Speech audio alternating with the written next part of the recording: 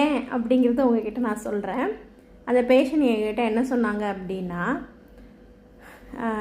Tea குடிக்க மாட்டாராம், coffee குடிக்க மாட்டார், no alcoholic, no cigarette, smoking எனக்கு கிடையாதுன்னாரு. பாக்கு போடுறது, வெத்தலை போடுறது, அதாவது ஆக்சுவலாக அவர் வந்து கோயிலில் வேலை பார்க்குறாரு. கோயிலில் வந்துட்டு பூசாரியாக இருப்பாங்கல்ல, அந்த ஒர்க் பண்ணுறாங்க போல், பரம்பரையாக அதுதான் வந்து பண்ணிகிட்ருக்கோம் அப்படின்னு சொன்னாங்க.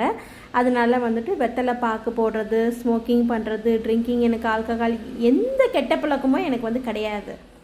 மார்னிங் எந்திரிச்சதுமே டீ காஃபி கூட குடிக்க மாட்டேன் நான். மார்னிங் எந்திரிச்சதுமே வந்துட்டு நாங்கள் வந்து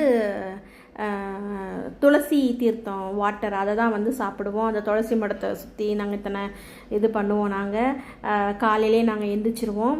இதெல்லாம் வந்து முடிச்சதுக்கப்புறம் வந்துட்டு கோயிலில் ஆஸ் யூஷுவல் என்னென்ன பண்ணணுமோ அதெல்லாம் வந்து செஞ்சு முடிச்சதுக்கப்புறம் நாங்கள் வந்துட்டு அந்த பொங்கல் சுண்டல் அதெல்லாம் இருக்குல்ல, அதெல்லாம் வந்துட்டு குவான்டிட்டி, அந்த தொன்னன்னு சொல்கிறீங்களா அந்த லிமிட் தான் சொல்கிறாரு.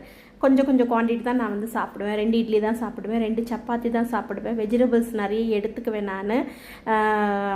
நல்ல சூப் அந்த மாதிரிலாம் வெஜிடபிள்ஸ் சூப்லாம் நாங்கள் வந்து வச்சு கொடுப்பாங்க. நாங்கள் வீக்லி அந்த மாதிரிலாம் கொடுப்போம்.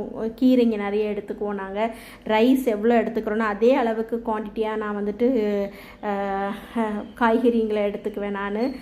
சுண்டல், அதுக்கப்புறம் இந்த பயிறு வகைகள் அதெல்லாமே நாங்கள் வந்து சாப்பிடுவோம். அரிசியெல்லாம் நாங்கள் நல்லா கம்மி பண்ணிட்டோம். டயட் கான்ஷியஸ்லாம் எங்களுக்குமே இருக்குது. எனக்கு தொப்பை கூட இல்லை பாருங்கள். அவர் இவ்வளவும் சொன்னது இவ்வளவும் இருக்குது, எனக்கு எங்கே வந்துச்சு? நான் அந்த அளவு கூட வந்துட்டு ஃபிட்டாக தானே இருக்கேன், எனக்கு ஏன் வந்துச்சின்னு சொல்லி அவரால் அதை ஏற்றுக்கவே முடியல அவரால்.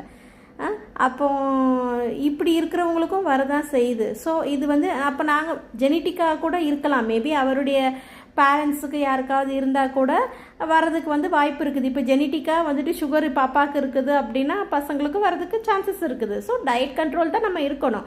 அதுக்குன்னு வந்துட்டு அந்த காலத்துலலாம் வந்துட்டு எப்படி நல்லா சாப்பிட்றாங்க, நல்லா வேலை பண்ணுறாங்க, சாப்பாடு வந்து எடுத்துக்கணும். ஸோ ரைஸ் சுகர் எல்லாமே வந்து கம்மி பண்ணிக்குதான்.